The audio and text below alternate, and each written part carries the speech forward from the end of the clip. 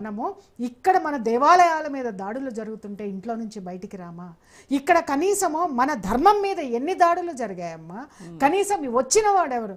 ఆయన అన్నారు కదా, ఇక్కడ ఇంతమంది పీఠాధిపతులు ఉన్నారు, మఠాధిపతులు ఉన్నారు. ఒకసారి వీళ్ళనే నేను క్వశ్చన్ చేస్తే బగ్గుమని నా మీద బూతులు తిట్టారు.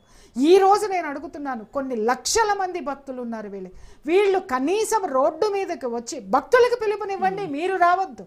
భక్తులకు పిలుపునిచ్చి బంగ్లాదేశ్లో జరుగుతున్నటువంటి హిందువులకి కనీసం మన సంఘీభావం తెలుపుతూ ఏదైనా ఒక చిన్న ర్యాలీ ఎవరైనా తలపెట్టారా? నేను గత 4 రోజుల నుంచి నేను ఫాలోఅప్ చేస్తున్నాను.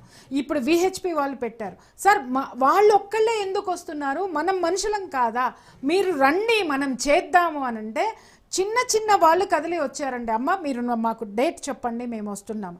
కానీ పెద్ద పెద్ద వాళ్ళని కదిపి చూస్తే వాళ్ళు చెప్పిన మాట ఇంకా వద్దులేండి, ఇంకా అసలు వాళ్ళని ఇక్కడ ప్రస్తావించడం కూడా నాకు అసలు ఎందుకంటారు? ఇంత నిర్లక్ష్యమా, లేకపోతే వాళ్ళకి లెక్కలేంటనమా, మాకు ఎందుకులే అని పిరికితనము. ఎవరు ఏమన్నా నన్ను ట్రోల్ చేసుకోండి, ఏమైనా మాట్లాడండి, వాళ్ళంత పిరికి వాళ్ళు ఈ దేశంలో ఎవరు లేరు. వాళ్ళ పిరికితనాన్నే ఇవాళ హిందువులకు కూడా నూరిపోస్తున్నారు. ఒక్కళ్ళకైనా దేశభక్తిని, ఒక్కళ్ళకైనా నువ్వు హిందువుని గుర్తు చేసినటువంటి వాళ్ళు ఎంతమంది ఉన్నారమ్మా? ప్రసంగాల్లో ఏం చెప్తున్నారమ్మా?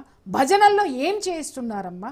24 సంవత్సరాల కుర్రవాడు ఎక్కడో శ్రీకాకుళంలో ఉన్నవాడు హిమాలయాలకు వెళ్ళి నా దేశం బాగుంటే చాలు, నా దేశాన్ని రక్షించే చాలని కుటుంబాన్ని త్యాగం చేసి అక్కడికి వెళ్ళిన వాడి విచక్షణలో మరి పండితులు అన్నారో, మరి పీఠాధిపతులు అన్నారో, ప్రవచనకారులు అన్నారో, మరి వీళ్ళు ఉద్దండులు కదా, మరి వీళ్ళకి లేదా దేశభక్తి, వీళ్ళకి లేదా హిందుత్వం మీద చిత్తశుద్ధి?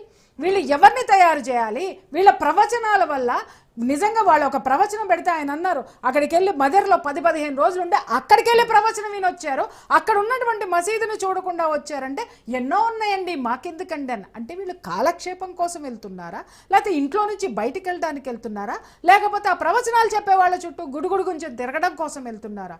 దేశభక్తి లేదు, దైవభక్తి లేదు.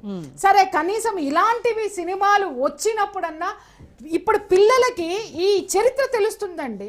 అరే ఎందుకోసం, మన దేశం ఏంటి, మన దేశ రక్షణ ఏంటి, మన కర్తవ్యం ఏంటి, అరే అఖండ సినిమా లాంటి సినిమాలు వస్తే కనీసం పిల్లలకి చూపిస్తేనన్నా ఓహో మనకి ఈ బాధ్యత ఉంది అని తెలుస్తుంది అనేటటువంటి విషయంలో కూడా ముందుకెళ్దామంటే మన వాళ్ళే ఇక్కడ ఎందుకు సనాతన ధర్మం గురించి సినిమా తీసావని. నిజంగా సినిమాని కనుక సినిమాగా కాదు, ఇది నా ధర్మం గురించి ఇక్కడ ఏముంది, ఎవరు పోరాడుతున్నారు, నా దేశం యొక్క గొప్పతనం ఏంటి, నా దేశం మీదకి ఎంతమంది వస్తున్నారు, నా కర్తవ్యం ఏమిటి తెలుసుకోవాలని నడుం కట్టినటువంటి తల్లిదండ్రులు ఎంతమంది ఉన్నారు, దాని మీద చూపించిన వాళ్ళు ఎంతమంది. ఇవాళ సినిమాలే రిలీజ్ చేసుకునేటటువంటి పరిస్థితుల్లో మనం లేమంటే, ఇవాళ వీటి కోసమే మనం కొట్లాడనటువంటి ఇది లేదంటే మన కోసం మనం ఎక్కడ కొట్లాడుకుంటామమ్మా? అంటే వీళ్ళు ఎంత కస్తులో, వీళ్ళు ఎంత పిరికి వాళ్ళు, వీళ్ళ చుట్టూ తిరిగే వాళ్ళు కూడా పిరికి వాళ్ళు. ఇప్పుడు నేనేమన్నానంటే నా మీదకి దాడికి వస్తారు, కానీ దేశం మీదకి దాడికి వచ్చేవాడి మీద వచ్చే ధైర్యము దమ్ము వీళ్ళకి ఎవరికైనా ఉందా? మళ్ళీ వీళ్ళ కింద విద్యాలయాలు ఉన్నాయి, హాస్పిటల్స్ ఉన్నాయి, ఇంతమంది ఉన్నారు. ఆ విద్యార్థులను ఎలా తయారు చేస్తున్నారు సార్ మీరు చెప్పాలి. గిరిధర్ గారు, వాళ్ళకి ఎడ్యుకేషనల్ ఇన్స్టిట్యూషన్స్ ఉన్నాయి పీఠాధిపతులకి, వీళ్ళందరికీ కనీసం ఆ ఇన్స్టిట్యూషన్స్లోనన్నా దేశభక్తి, హిందుత్వము, నువ్వు హిందువి, నీ సనాతన ధర్మం ఇది, ఈ గొప్పతనం చెప్పలేరా?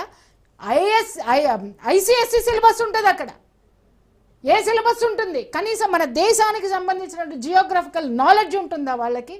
ఉండదు. వాళ్ళకి పట్టదు. మీకెందుకు మొక్కాలి?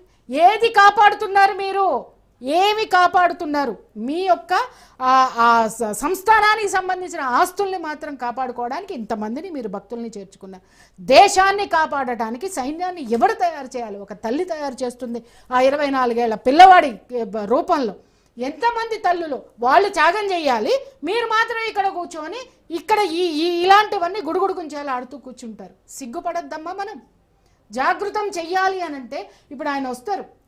నిజంగా గిరిధర్ గారు మిమ్మల్ని చూస్తే నాకు ఎంత గర్వంగా ఉంటుందంటే, భారతదేశం అంటే చాలండి, ఆయన ఎన్ని గంటలు కూర్చోబెట్టిన అనర్గళంగా ఎంత నాలెడ్జ్ ఇస్తారంటే ఆయన. అరే ఆ నాలెడ్జ్ని ఏ తల్లి బిడ్డకు చూపిస్తుంది చెప్పండి?